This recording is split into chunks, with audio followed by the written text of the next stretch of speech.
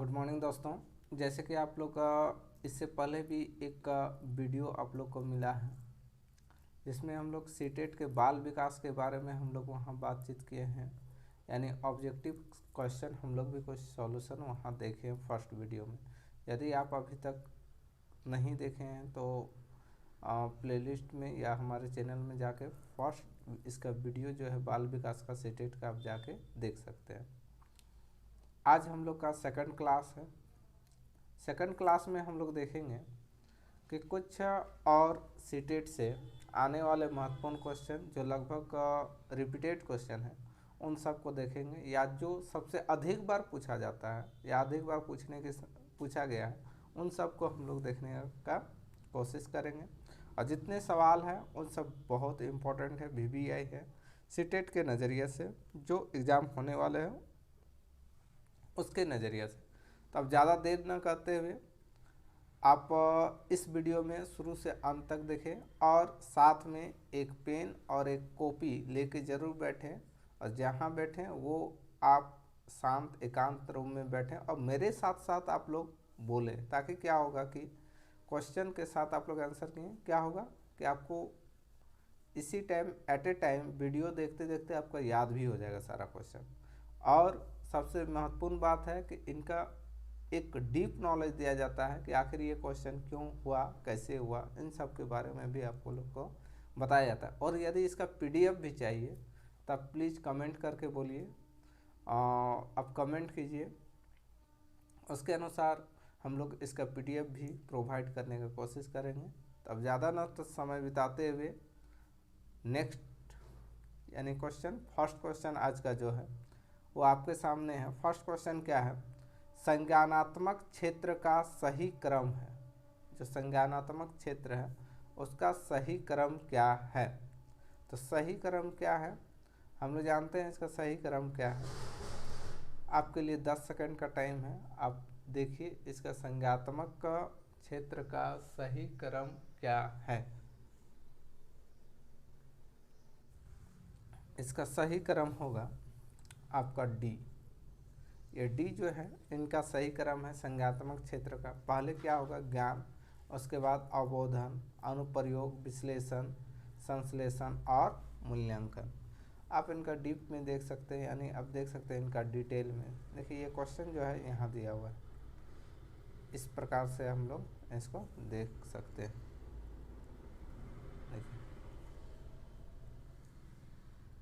इस प्रकार हम लोग इसका देखें। संज्ञानात्मक क्षेत्र है, पहले क्या है ऐसे भी देख सकते हैं। मूल्यांकन है, उसका संश्लेषण है, विश्लेषण है, अनुप्रयोग है, अवबोधन है और ज्ञान है। ये क्रम वाइज दिया हुआ है कि क्या होगा। ज्ञान होगा, अवबोधन समझबूझ होगा, फिर अनुप्रयोग होगा, फिर विश्लेषण होगा, फिर आपका क्या होगा? संश्लेषण होगा, और फिर क्या होगा? मूल्यांकन होगा।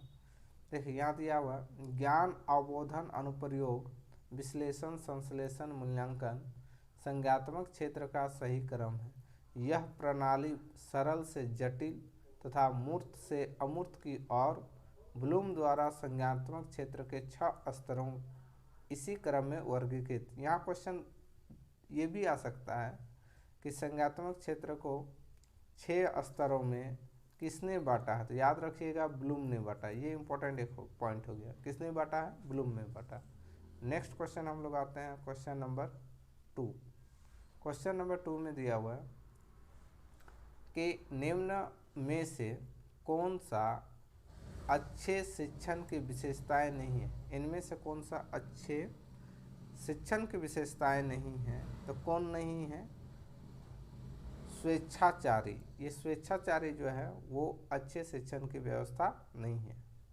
अच्छे शिक्षण की विशेषता क्या क्या होना चाहिए? जनतांत्रिक भी होना चाहिए, सहानुभूतिपूर्ण होना चाहिए, यानी सबके अनुसार हो, सहानुभूति होना चाहिए, वांछनीय सूचनाएं देने वाला होना चाहिए। अब आगे इसका डिटेल में हम लोग देखते हैं। देखिए स्वेच्छाचारी अच्छे शिक्षण की विशेषता नहीं है, जबकि जनतांत्रिक, सहानुभूतिपूर्ण और वांछनीय सूचनाएं देने का या देने वाला व्यवहार अच्छे शिक्षण की विशेषताएं होती है या है। नेक्स्ट थर्ड क्वेश्चन हम लोग आते हैं। थर्ड क्वेश्चन क्या दिया है? अभिप्रेरणा का प्रयासा सिद्धांत किसके द्वारा दिया गया है? टाइम आप लोग का स्टार्ट होता है अब।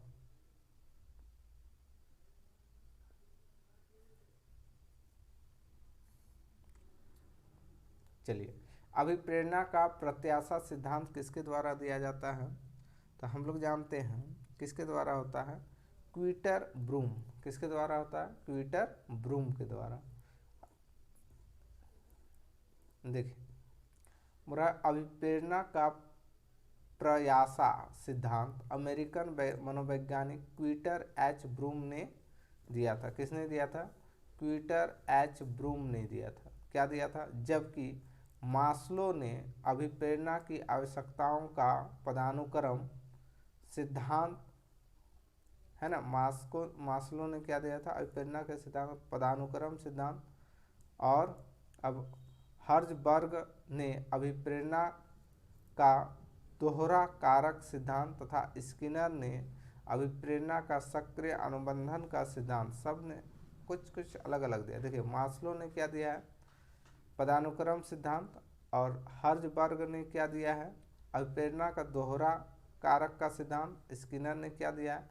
अभिप्रेरणा का सक्रिय अनुबंधन का सिद्धांत। नेक्स्ट आते हैं। नेक्स्ट क्वेश्चन आपका ये रहा, यह अग्रिम व्यवस्थापक प्रतिमान किस परिवार से संबंधित है? तो किस परिवार से संबंधित है? आप इसका आंसर होगा, आप लोग जल्दी से बताइए, कमेंट कीजिए। इसका आंसर होगा सूचना प्रक्रियाकरण। क्या होगा? सूचना प्रक्रियाकरण। ठीक है, चलिए इसका और थोड़ा अच्छा से हम लोग देखते हैं कि अग्रिम व्यापक का प्रतिमान सूचना प्रक्रियाकरण परिवार से संबंधित है, जबकि सामाजिक अंतःक्रिया व्यक्तिक और व्यवहार परिमार्जन अग्रिम व्यवस्थापक प्रतिमान से संबंधित नहीं है। ठीक है, किससे संबंधित नहीं है? जबकि सामाजिक अंतःक्रिया व्यक्तिक और व्यवहार परिमार्जक अग्रिम व्यवस्थापक प्रतिमान से संबंधित नहीं है। Next question, question number 5। Question 5 में क्या दिया है? कौशलों के हस्तांतरण के लिए कौन सा उपयोगी है? इनमें से हस्तांतरण के लिए कौन सा उपयोगी है? मतलब कौशल के लिए, कौशलों के लिए। ठीक है, तो कौशलों के लिए कौन सा हो जाएगा आपका? कौशल अंतरण एक गति है, न कि उद्देश्य। कौशल अंतरण एक गति है, न कि क्या है? उद्देश्य। ठीक है, उद्देश्य। देखिए, यहाँ हम लोग देख सकते हैं कि कौशल अंतरण एक गति है, न कि उद्देश्य, अर्थात छात्र सरल से कठिन की ओर सीखते हुए ही बढ़ता है। पहले क्या होगा कि मतलब कौशल एक गति है, एक के बाद एक सीखेंगे, यानी सरल से किधर बढ़ेंगे? कठिन की ओर बढ़ेंगे। अतः क्या हो जाएगा? कौशल हस्तांतरण के लिए विकल्प सी जो है वो सही है। नेक्स्ट क्वेश्चन नंबर 6 है, निम्न में से कौन सा शिक्षण का सूत्र नहीं है? इनमें से कौन सा शिक्षण का सूत्र नहीं है? तो निगमन से आगमन की ओर, ये शिक्षण का सूत्र नहीं है। निगमन से आगमन की ओर। देखिए क्या दिया हुआ? निगमन से आगमन की ओर शिक्षण सूत्र नहीं है। शिक्षण सूत्र निम्नलिखित हैं, सरल से जटिल की ओर, ये है आपका। ज्ञात से अज्ञात की ओर, ये लास्ट वीडियो में भी इस टाइप का क्वेश्चन हम लोग देखे थे।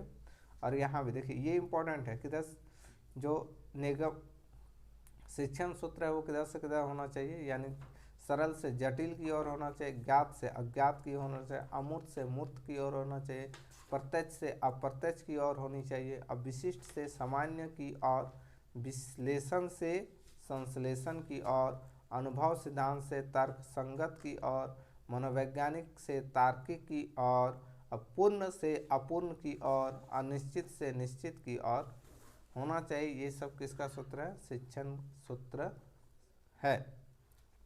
अब नेक्स्ट क्वेश्चन हम लोग आते हैं। नेक्स्ट क्वेश्चन क्या दिया हुआ है, क्वेश्चन नंबर 7। क्वेश्चन नंबर 7 में आपका दिया है सूक्ष्म शिक्षण चक्र का प्रथम पद होता है। सूक्ष्म शिक्षण चक्र का प्रथम पद होता है, जल्दी से बताइए, कमेंट कीजिए। सूक्ष्म शिक्षण चक्र का प्रथम पद क्या होता है? योजना बनाना। क्या होगा? योजना बनाना। ठीक है, प्रथम पद क्या होना चाहिए? योजना बनाना। जैसे हम लोग देख सकते हैं, सूक्ष्म शिक्षण चक्र का प्रथम पद योजना बनाना है। सूक्ष्म शिक्षण चक्र इस प्रकार है: पाठ योजना, शिक्षण, प्रतिपुष्टि, पुनः पाठ योजना, पुनः शिक्षण, पुनः प्रतिपुष्टि। समझना क्या क्या है? पाठ योजना है, शिक्षण है, प्रतिपुष्टि है, पुनः पाठ योजना है, पुनः शिक्षण है, उसके बाद पुनः प्रतिपुष्टि। नेक्स्ट आते हैं क्वेश्चन नंबर क्या है? 8। अब हम लोग देखते हैं क्वेश्चन नंबर 8 नंबर में देखिए क्या दिया हुआ है। निम्न में से कौन सा अबोध स्तर के शिक्षण में शामिल है? इनमें से कौन सा अबोध स्तर के शिक्षण में शामिल है? तो इसका आंसर हो जाएगा आपका अन्वेषण। क्या हो जाएगा? अन्वेषण।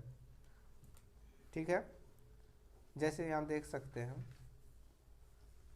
कि अन्वेषण अबोध स्तर के शिक्षण में शामिल है।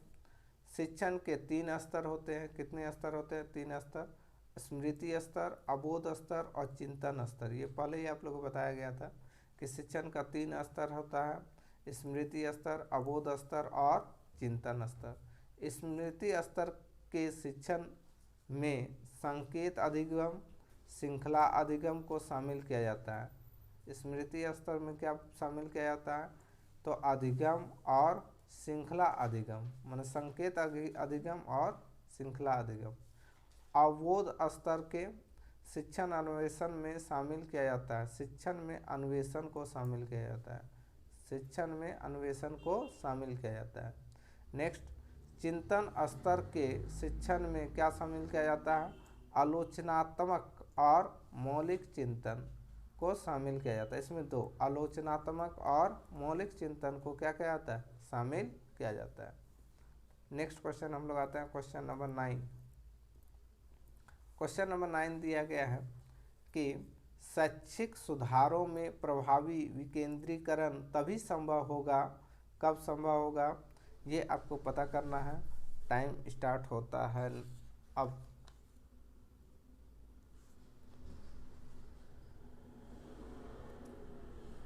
देखिए इसका आंसर होगा जब खंड व संकुल संदर्भ केंद्रों की भागीदारी बढ़े। ये भी सही बात है, भागीदारी बढ़ना चाहिए। दूसरा, स्थानीय संदर्भ व्यक्ति उपलब्ध हो। ये भी सही बात है। तीसरा, अध्यापकों के पास संसाधन और प्रासंगिक सामग्री भी मौजूद हो। तो ये भी सही बात है, यानी ये ऑप्शन हो जाएगा डी, ये तीनों होना चाहिए। इसका हम लोग डिटेल देखते हैं। डिटेल में क्या दिया हुआ है? डिटेल में देखिए दिया हुआ है कि शैक्षिक सुधारों में प्रभावी विकेंद्रीकरण तभी संभव होगा जब खंड एवं संकुलन संदर्भ केंद्रों की भागीदारी बढ़े, स्थानीय संदर्भ व्यक्ति उपलब्ध हो तथा अध्यापकों के पास संसाधन, प्रासंगिक सामग्री भी मौजूद स्थानीय स्तर पर ग्राम शिक्षा समिति, महिला संगठन, गैर सरकारी संगठन इत्यादि की सक्रिय सहभागिता बढ़े। क्या क्या बोला?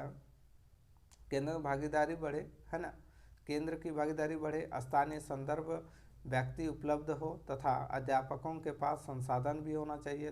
तीसरा, प्रासंगिक सामग्री भी मौजूद स्थानीय स्तर पर ग्राम शिक्षा समिति हो, महिला संगठन हो, गैर सरकारी संगठन इत्यादि सक्रिय सहभागिता बढ़े तभी क्या होगा,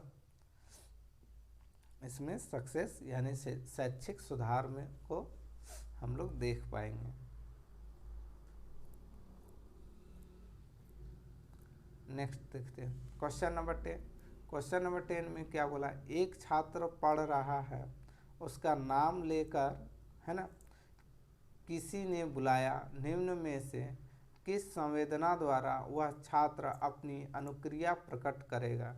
बुरा निम्न में से किस संवेदना द्वारा, ये तो देखिए नाम लेके पुकारा गया यानी आवाज़ दिया गया यानी ध्वनि उत्पन्न हुआ है, यानी वो ध्वनि की संवेदना होगी। कैसी संवेदना होगी, ध्वनि संवेदना। स्पर्श तो किया नहीं, टच तो आके किया नहीं। जैसे किसी बच्चा को हम लोग बोलते हैं ना, जैसे मान लीजिए एक यहाँ लड़का है, एक यहाँ लड़की है, इसको आकर टच करके बोला तो ये क्या हो गया, स्पर्श संवेदना। ए सुनो इधर, या ए जी इधर सुनिए, तो ये हो गया स्पर्श।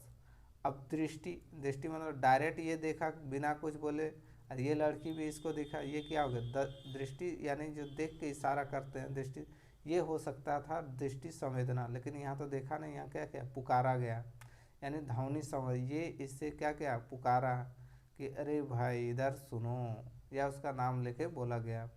प्रत्यक्षण संवेदना ये भी नहीं होगा, ठीक है, तो क्या होगा, ध्वनि संवेदना। ठीक है, तो अभी तक यदि आप लोग को ये वीडियो अच्छा लगा तो प्लीज़ सब्सक्राइब कीजिए, शेयर कीजिए एंड लाइक कीजिए। ज़्यादा से ज़्यादा बच्चों को इससे शेयर कीजिए ताकि उसका भी सीटेट की तैयारी अच्छी से हो सके। और अपने दोस्तों में ज़रूर इनको शेयर कीजिए ताकि वीडियो बनाने में एक एनर्जी मिले, जिससे और अच्छे से अच्छे वीडियो आप लोग के बीच लाया करें।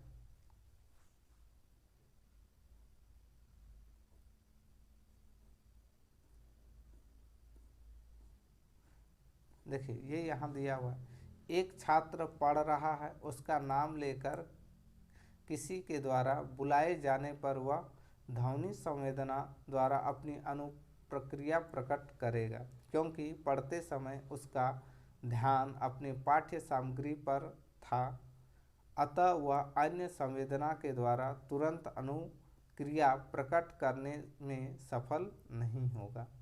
ठीक है, नेक्स्ट आते हैं 11 नंबर। पियाजे से एक क्वेश्चन आएगा ही, इसलिए पियाजे का सिद्धांत जरूर थोड़ा देख लीजिएगा।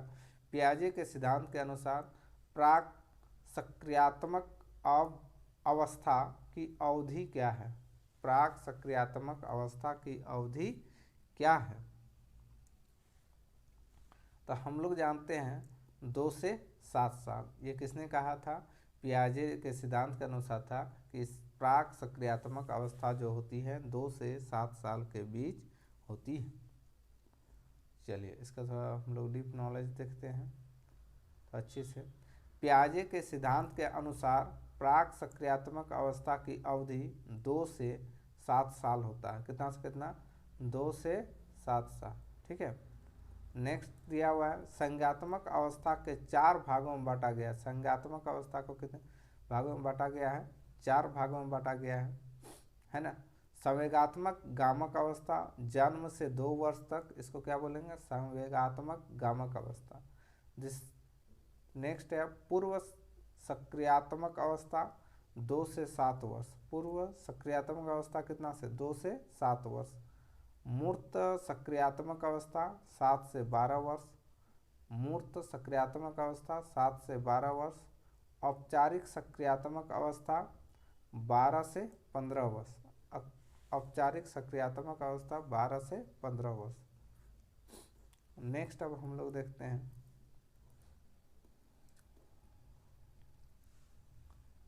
देखिए क्वेश्चन नंबर 12। निम्न में से कौन सी बाद की बाल्यावस्था के बौद्धिक विकास की विशेषता नहीं है।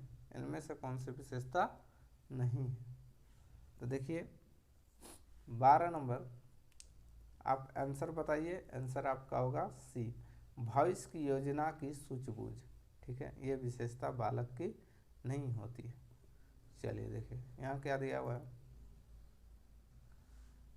है, भविष्य की योजनाओं की सूझबूझ बाद की बाल्यावस्था के बौद्धिक विकास की विशेषता नहीं है, जबकि विज्ञान की काल्पनिक कथाओं में अधिक रुचि, बढ़ती हुई तार्किक शक्ति तथा काल्पनिक भयों का अंत बाद की बाल्यावस्था के बौद्धिक विकास की विशेषता है। बौद्धिक विकास की दो विशेषता बोला, क्या क्या बोला, विज्ञान की काल्पनिक कथाओं में अधिक रुचि, और दूसरा बढ़ती हुई तार्किक शक्ति, और तीसरा काल्पनिक भयों भय जो होता है का अंत। ये किसका है, बाद के बाल्य अवस्था का बौद्धिक विकास की विशेषता है। ठीक है, ये समझ में आया। नेक्स्ट हम लोग आते हैं क्वेश्चन नंबर 13। क्वेश्चन नंबर 13 क्या दिया हुआ है कि इनमें से कौन मनोवैज्ञानिक भाषा विकास से संबंध है। बोला है इनमें से कौन मनोवैज्ञानिक भाषा विकास से संबंधित है। क्विक आंसर बोलिए, किनका होगा। आंसर हो जाएगा बी, चौकसी। क्या हो जाएगा, चॉम्स्की, है ना, क्या हो जाए, चॉम्स्की। तो देखिए चॉम्स्की भाषा विकास से संबंध है, किससे संबंधित है, भाषा विकास से। चॉम्स्की जो है भाषा विकास से संबंध है। वे भाषा वैज्ञानिक, दार्शनिक, राजनीतिक एक्टिविटी या एक्टिविस्ट एवं लेखक थे, एक्टिविस्ट लेखक थे। ठीक है, अल्फ्रेड बिने ने सर्वप्रथम बुद्धि का वैज्ञानिक मापन प्रारंभ किया तथा पॉवलोव ने शास्त्रीय अनुबंध का सिद्धांत प्रतिपादित किया था। नेक्स्ट देखिए क्वेश्चन नंबर 14 क्या बोला है, थॉर्नडाइक ने अपने सिद्धांत को किस शीर्षक से सिद्ध किया। थॉर्नडाइक ने अपने सिद्धांत को किस शीर्षक से सिद्ध किया। तो याद रखिएगा इसका, यदि किन्हीं को आता है तो कमेंट जरूर कीजिएगा। इनका आंसर क्या हो जाएगा, अधिगम के प्रयास एवं भूल। अधिगम के प्रयास एवं भूल।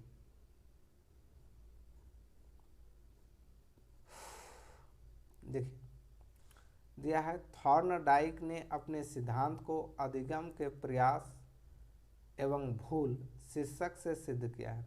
इस सिद्धांत को संबंधवाद या उद्दीपक अनुक्रिया सिद्धांत भी कहते हैं। इस सिद्धांत को क्या बोलते हैं, संबंधवाद या उद्दीपक अनुक्रिया सिद्धांत भी कहते हैं। ठीक है, इस सिद्धांत के अनुसार सीखना प्रयास और त्रुटि का परिणाम है। सीखना प्रयास व त्रुटि का क्या है, परिणाम है। सीखिएगा तो सीखने के लिए क्या करना होगा, प्रयास कीजिएगा। प्रयास कीजिएगा तो जरूरी नहीं एक ही प्रयास में आप सीख जाइएगा, उसमें गलती होना ही है। तो यही चीज़ बोला है, इस सिद्धांत के अनुसार सीखना प्रयास व त्रुटि का क्या है, परिणाम। नेक्स्ट क्वेश्चन हम लोग आते हैं क्वेश्चन नंबर 15 में आपका दिया है, गिरोह अवस्था किस आयु वर्ग एवं विलंब विकास से संबंधित है। गिरोह अवस्था किस आयु वर्ग एवं विलंब विकास से संबंधित है। तो ये आपका हो जाएगा 8 से 10 वर्ष एवं समाजीकरण। 8 से 10 वर्ष समाजी एवं समाजीकरण। ठीक है, विलंब, ठीक ना।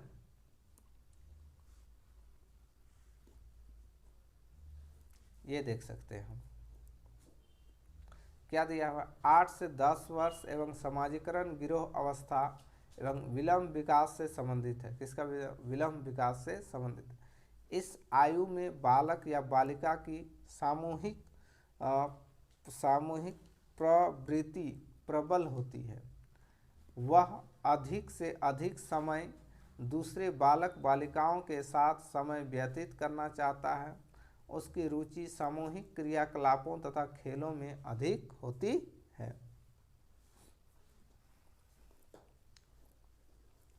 नेक्स्ट क्वेश्चन है क्वेश्चन नंबर 16। क्वेश्चन नंबर 16 क्या दिया है? पियाजे के अनुसार संज्ञात्मक विकास की तृतीय अवस्था निम्न में से कौन सी है? पियाजे के अनुसार अभी हम लोग थोड़ा देर पहले पढ़ चुके हैं या बताए हैं आप लोग। पियाजे का 3 गो था, क्या क्या था? संवेगात्मक, है ना? पहला क्या था? संवेगात्मक। दूसरा क्या था? ये पहला हो गया संवेगात्मक, ठीक है। और दूसरा क्या बोले? दूसरा आपको बोले थे कि क्या बोले थे, याद है? मूर्त सक्रिय अवस्था, ठीक है।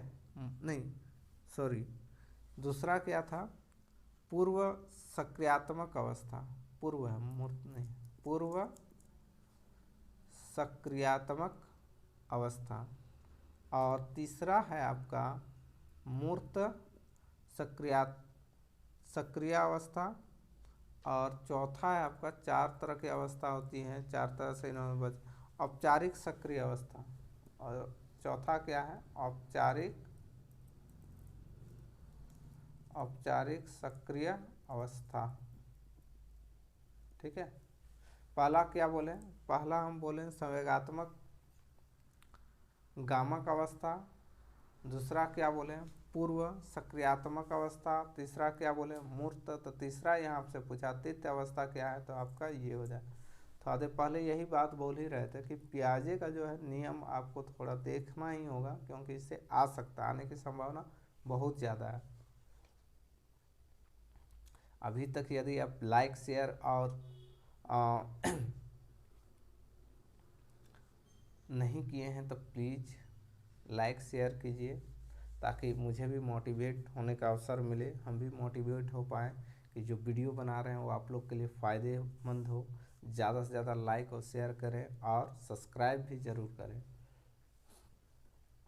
अब आगे हम लोग आते हैं, इसी में देख सकते हैं आप, यही चीज़ दिया हुआ देख सकते हैं। पियाजे के द्वारा बौद्धिक विकास की 4 अवस्थाएं क्रमशः निम्नलिखित हैं, जिसमें क्या बोला है? पहला संवेगात्मक गामक अवस्था। दूसरा क्या बोला है? पूर्व सक्रियात्मक अवस्था।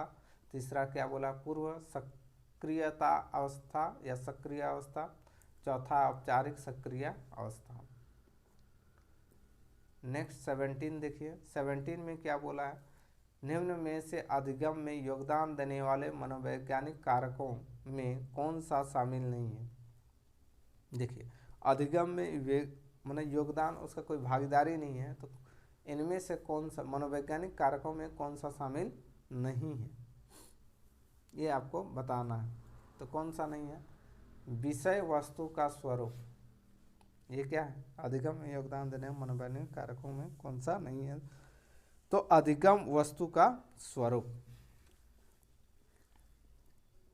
देखिए, इसका डिटेल आप यहाँ देख सकते हैं, क्या दिया हुआ है कि विषय वस्तु का स्वरूप अधिगम में योगदान देने वाला मनोवैज्ञानिक कारक नहीं है, जबकि पूर्व अधिगम शारीरिक स्वास्थ्य, परिपक्वता, मानसिक स्वास्थ्य, अधिगम की इच्छा, अभिप्रेरणा, थकान, वातावरण, सीखने की विधि अधिगम को प्रभावित करने वाले कारक हैं। ये सारा अधिगम को प्रभावित करने वाले कारक हैं, बट विषय वस्तु का स्वरूप जो है वो अधिगम का कारक, यानी अधिगम में किसी प्रकार के योगदान नहीं करता है मनोवैज्ञानिक कारकों के अनुसार। नेक्स्ट क्वेश्चन आते हैं हम लोग, क्वेश्चन नंबर 18। 18 आपको क्या बोलता है कि निम्न में से सामाजिक मूल्य कौन सा है? इनमें से कौन सा सामाजिक मूल्य है, ये आपको बताना है। तो इनमें से कौन सा सामाजिक मूल्य हो जाएगा? सहायता परक व्यवहार। क्या हो जाएगा? सहायता परक व्यवहार। जी हाँ दोस्तों, ये आपका क्या हो गया? सहायता परक व्यवहार। देख लेते हैं इसका। सहायता परक व्यवहार जो होता है, दान, सेवा, निवास, समूह आदि सामाजिक मूल्य के श्रेणी के अंतराल आते हैं, जबकि परंपरा, कोलकाता, रीति रिवाज, धार्मिक क्रियाएं, गायन, नृत्य, सांस्कृतिक मूल्य हैं। ये सब क्या है? सांस्कृतिक मूल्य हैं, ठीक है। परंपरा, लोक कला, रीति रिवाज, धार्मिक क्रियाएं, गायन, नृत्य, ये सब सांस्कृतिक में आते हैं। लेकिन सामाजिक मूल्य श्रेणी में जो आता है वो दान आता है, सेवा आता है, निवास आता है, ये सब किस में आ जाएगा, सामाजिक मूल्य में आ जाएगा। तो ये इसका आंसर क्या हो जाएगा, सामाजिक मूल्य। देखिए सामाजिक मूल्य यहाँ क्या हो जाएगा, ये हो जाएगा आपका सहायतापरक व्यवहार, यानी जिससे दूसरे को सहायता मिले। किसी को आप दान किए उसको सहायता मिल गया, लेकिन किसी अगर डांस कीजिएगा तो उसका उससे तो किसी प्रकार की सहायता हमको नहीं लगता है कि होगा। डांस करना या किसी पर कोई गीत गा दें तो सहायता हो सके, आप गीत गाएं उससे जो आप पैसा कलेक्ट किए उसके बाद उसको यदि दे देते हैं तो वो एक तरह का उसको सहायता हो गया। लेकिन सिर्फ उसको कुछ पैसा चाहिए, आपको पैसा मांग रहा है, तो वो सहायता नहीं होगी।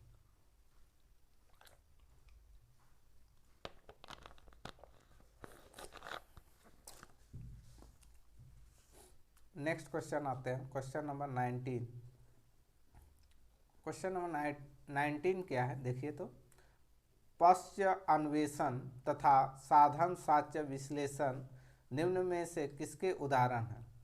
ये जो है ये किसका उदाहरण है, तो ये उदाहरण आपका स्वतः बोध का है। किसका है, स्वतः बोध का है। देख सकते हैं ये है आपका स्वतः बोध की विधि में व्यक्ति समस्या का समाधान करने के लिए सभी विकल्पों की खोज नहीं की जाती। मैंने बोला है कि स्वतः शोध करने की विधि में जो व्यक्ति का समस्या का समाधान करने के लिए सभी विकल्प का खोज नहीं की जाती, अपितु केवल उन्हीं विकल्पों की तलाश होती है। वही विकल्प को वो तलाश करते हैं, खोजते हैं जो संगत प्रतीत हो, यानी उससे जो रिलेटेड हो। पश्च अन्वेषण तथा साधन साक्ष्य विश्लेषण स्वतः शोध का उदाहरण है। कौन कौन है, पश्च अन्वेषण और साधन साक्ष्य विश्लेषण जो है वो किसका है, स्वतः शोध का उदाहरण है। नेक्स्ट क्वेश्चन आते हैं, क्वेश्चन नंबर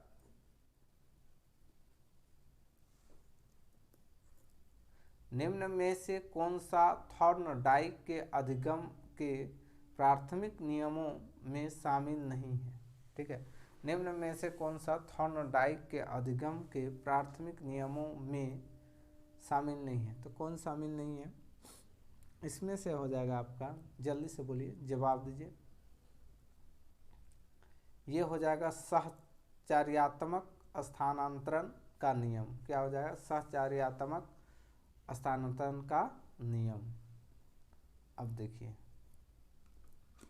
क्या दिया हुआ है, देख सकते हैं कि थॉर्नडाइक के अधिगम के प्राथमिक नियमों में सहचर्यात्मक स्थानांतरण का नियम शामिल नहीं है। थॉर्नडाइक के अधिगम के प्राथमिक नियमों के अनुसार थॉर्नडाइक के अधिगम के 3 मुख्य नियम तथा 5 गौण नियम प्रतिपादित किया है। मुख्य नियम कै गो है, 3 गो है। गौण नियम कै गो है, 5 गो है। याद रखिए कितना है, 5 गो, जो इस प्रकार हैं। प्राथमिक मुख्य नियम, दूसरा है अभ्यास का नियम, तीसरा है प्रभाव का नियम, चौथा है तत्परता का नियम। ठीक है, या प्राथमिक मुख्य नियम कौन कौन है, पहला हो जाएगा अभ्यास का नियम, दूसरा हो जाएगा प्रभाव का नियम और तीसरा हो जाएगा तत्परता का नियम। ये प्राथमिक मुख्य नियम हो गया। गौण नियम यदि बोलेगा तो गौण नियम 5 गो है। क्या क्या है, सादृश्यता का नियम, मनोवृत्ति का नियम, बहु अनुक्रिया का नियम और सहचर्यात्मक रूपांतरण का नियम और आंशिक क्रिया का नियम। ये 5 नियम जो हो गया ये द्वितीय गौण नियम है। प्राथमिक नियम 3 गो है। क्या क्या वो है, अभ्यास का नियम, पहले अभ्यास करो, प्रभाव होगा उसका कुछ, उसके बाद तत्परता। अब गौण में क्या, सादृश्यता का नियम, मनोवृत्ति का नियम, बहु अनुक्रिया का नियम, सहचर्यात्मक रूपांतरण का नियम और आंशिक क्रिया का नियम। ये सब है गौण का नियम। नेक्स्ट आते हैं हम लोग 22 में देखिए क्या दिया हुआ है, अनुकूलित अनुक्रिया सिद्धांत किसके अनुकूल पर बल देता है। किस पर बल देता है, ये आपको बताना है, जल्दी से बताइए। ये हो जाएगा व्यवहार, किस पर होगा, व्यवहार पर होगा। देख सकते हैं आप यहाँ पे, ये रहा, क्या दिया है, अनुकूलित अनुक्रिया सिद्धांत व्यवहार के अनुकूलन पर बल देता है। व्यवहार के अनुकूलन पर क्या करता है, बल देता है। व्यवहार के अनुकूलन पर बल देता है। इस सिद्धांत के प्रतिपादक कौन था, यानी किसने दिया था सिद्धांत, ये भी याद रखिएगा, इवान पी पॉवलोव, इवान पी पॉवलोव, याद रखिएगा, ठीक है। इन्होंने अपना प्रयोग कुत्ते पर किया था, और ये भी इम्पोर्टेंट है कि इन्होंने अपना प्रयोग किस पर किया था, तो कुत्ते पर किया था, है ना। अगला क्वेश्चन हो सकता है कि इवान पी पॉवलोव जी सिद्धांत दिया था तो इसका प्रयोग किस पर किया था, तो कुत्ता पर किया था, ये याद रखिएगा, ठीक है।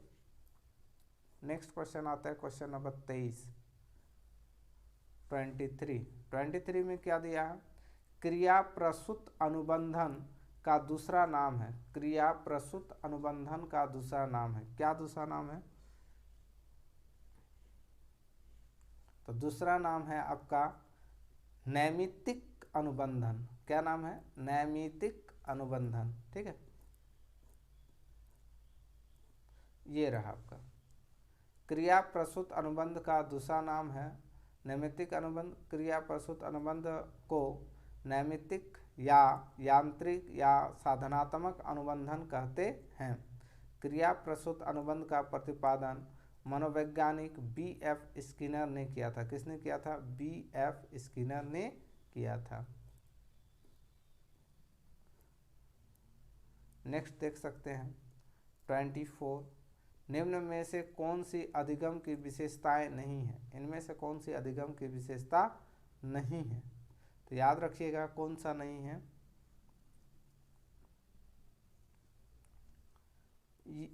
अधिगम का अवलोकन प्रत्यक्ष रूप से किया जा सकता है, ये अधिगम का विशेषता नहीं है। जबकि अधिगम व्यवहार में अपेक्षाकृत अस्थायी परिवर्तन लाता है, ये होता है अधिगम के। अधिगम प्राणी की अभिवृद्धि होती है, ये भी होता है। अधिगम एक लक्ष्योन्मुख प्रक्रिया है, ये भी होता है। अधिगम आप कोई सीखते हैं उसका कुछ लक्ष्य होता है, जैसे आप पढ़ने जाते हैं तो उसका कुछ लक्ष्य है कि 10 क्लास हमको पास करना है, इसका आगे भी कुछ लक्ष्य होगा, इंजीनियरिंग करना है तो उसका भी कुछ लक्ष्य होगा, यानी लक्ष्य पे आधारित होता है। जबकि ये अधिगम का अवलोकन प्रत्यक्ष रूप से किया जा सकता है, ये इसका कोई विशेषता नहीं है। देख सकते हैं यहाँ डिटेल, अधिगम का अवलोकन प्रत्यक्ष रूप से किया जा सकता है, अधिगम की विशेषता नहीं है, जबकि अन्य विकल्प अधिगम की विशेषता को दर्शाता है। नेक्स्ट देखते हैं 25 में क्या दिया हुआ है, 25 में दिया है, कोहलर यह सिद्धांत कहना चाहता था कि सीखना, कोहलर यह सिद्धांत करना चाहता था कि सीखना क्या हो जाएगा, सीखना कब होगा या क्या है, जल्दी बोलिए। सीखना एक ऐसी स्थिति है जिसमें व्यक्ति पशु से श्रेष्ठ हो जाता है। कोई चीज़ आप सीखते हैं तो उससे क्या होता है, व्यक्ति जो है पशु से श्रेष्ठ हो जाता है ना। देखिए, कोहलर यह सिद्ध करना चाहता था कि सीखना संज्ञात्मक संकार्य। कोहलर ने अपना प्रयोग सुल्तान नामक चिंपैंजी पर किया था। कोहलर ने अंतर्दृष्टि या सूझ को अधिगम में महत्वपूर्ण माना है ना। नेक्स्ट क्वेश्चन नंबर 26 में क्या दिया हुआ है, किसी भी नई भाषा को सीखने के लिए कहाँ से प्रारंभ किया जाना चाहिए। हम प्रारंभ कहाँ से करेंगे, किसी भी नई भाषा को सीखना हो तो कहाँ से प्रारंभ करेंगे, अक्षर व शब्दों के मध्य सहचार्य से, है ना। अक्षर व शब्दों के मध्य सहचार्य से तभी हम सीख सकते हैं, नहीं तो सीखना बहुत मुश्किल है। जैसे देखिए दिया हुआ है कि अक्षर व शब्दों के मध्य सहचार्य से किसी भी नई भाषा को सीखना प्रारंभ किया जाना चाहिए, क्योंकि भाषा सीखने की प्रक्रिया क्रमिक रूप से होती है, क्रमवाइज होता है। जैसे आप ही मान लीजिए सीखे हैं, इंग्लिश लैंग्वेज सीखे हैं, तो कैसे सीखते, पहले ABCD सीखे होंगे, उसके बाद कोई थोड़ा सा लेटर, छोटा छोटा लेटर बनाना सीखे होंगे, है ना। वर्ड बनाना सीखे होंगे छोटा छोटा, जैसे पेन, कॉपी, इस टाइप का, टेबल, इस टाइप का पहले पहले लेटर सीखें, लेटर से वर्ड सीखें, वर्ड से आप कहाँ गए, सेंटेंस में आ गए। तो वही बोल रहा है, क्योंकि भाषा सीखने की प्रक्रिया क्रमिक रूप से होती है। किसी नई भाषा को सीखने के लिए सर्वप्रथम उस भाषा के अक्षर का ज्ञान, उसके बाद शब्द, उसके बाद वाक्यों में अक्षरों का प्रयोग करने का ज्ञान होना अति आवश्यक है कि उस अक्षर को कैसे किसी सेंटेंस या वाक्य में प्रयोग करते हैं। 27 समावेशी कक्षा में किस प्रकार का या के छात्र शामिल होता या होते हैं। समावेशी कक्षा में किस प्रकार के छात्र शामिल होते हैं, चलिए बोलिए। सामान्य और विशिष्ट छात्र, है ना, ये दोनों शामिल हो, ठीक है। नेक्स्ट देख सकते हैं आप, समावेशी शिक्षा में सामान्य और विशिष्ट छात्र शामिल होते हैं। समावेशी शिक्षा में साधारण, योग्य, लिंग, प्रजाति, दिव्यांगता, चिंता स्तर, सामाजिक और आर्थिक स्तर, विभिन्न धर्म के छात्र छात्राओं को एक साथ शिक्षा दी जाती है। समावेशी शिक्षा विशिष्ट अधिगम के नए आयाम खोलती है। समावेशी शिक्षा जो होगा और विशिष्ट अधिगम के नए आयाम को क्या करेगी, खोलेगी। नेक्स्ट क्वेश्चन देखिए, अधोलिखित में गणित संबंधी अधिगम अक्षमता को कौन सा पद परिभाषित करता है। तो कौन सा पद परिभाषित करेगा, ये आप देख सकते हैं, गणना दोष। गणना दोष गणित संबंधी अधिगम अक्षमता को परिभाषित करता है ना। किसको करता है, तो गणित संबंधी अधिगम अक्षमता को परिभाषित करता है। गणित संबंधी त्रुटियों जैसे गुणा, भागा, जोड़, घटाव के क्रम में भूल को डिस्कैलकुलिया, है ना,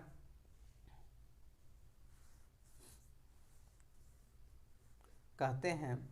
इस प्रकार की अक्षमता वाले बच्चों में गणितीय सक्रियाओं के चिन्हों को समझने में कठिनाइयाँ, दिशा ज्ञान का अभाव संबंधी समस्याएं होती है। नेक्स्ट क्वेश्चन, क्वेश्चन नंबर 29 में दिया है, समावेशीकरण की सफलता के लिए आवश्यक है। समावेशीकरण की सफलता के लिए आवश्यक है, क्या आवश्यक है, अभिभावकों की भागीदारी का न होना, अभिभावकों का भागीदारी न होना, या फिर अलगाव, या फिर क्षमता निर्माण का अभाव, या फिर संवेदनशीलता। बोलिए कौन सा होगा, ये हो जाएगा आपका संवेदनशीलता, ठीक है। देखिए बुरा, समावेशी की सफलता के लिए आवश्यक है, तो क्या हो जाए, संवेदनशीलता। समावेशी की असफलता के लिए संवेदनशीलता, अभिभावकों की भागीदारी, एकता, क्षमता का निर्माण आवश्यक है, ठीक है। तो अभिभावकों की भागीदारी ना होना, यहाँ तो समावेशी होगा ही नहीं। अलगाव, ये तो अलग टाइप का अलगाव, मन किसी से आप विरोध कर रहे हैं, अलगाव हो गए, आप उससे अलग हो गए हैं, तो ये तो होगा नहीं समावेशीकरण। क्षमता निर्माण का अभाव, तो ये भी नहीं होगा, तो बचा क्या आपका यहाँ संवेदनशीलता।